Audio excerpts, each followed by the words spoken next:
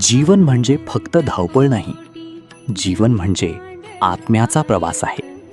आपण रोज बाहेर सुख शोधतो, पण खरे सुख आपल्या अंतःकरणात लपलेले असते. जेव्हा मन शांत होते तेव्हा देव आपोआप जाणवतो. आपण अनेकदा चिंता, राग, मत्सर यामध्ये अडकून पडतो. पण लक्षात ठेवा, या गोष्टी आपल्याला कमकुवत करतात. त्याऐवजी प्रेम, श्रद्धा आणि संयम यांचा आधार घ्या. जिथे प्रेम आहे तिथेच ईश्वर आहे. कधी कधी आयुष्य आपल्याला कठीण वळणावर आणते, पण तेच क्षण आपल्याला घडवतात. संकटे म्हणजे शिक्षा नाहीत, ती आपली परीक्षा आहेत. श्रद्धा ठेवा, धैर्य ठेवा आणि पुढे चालत राहा.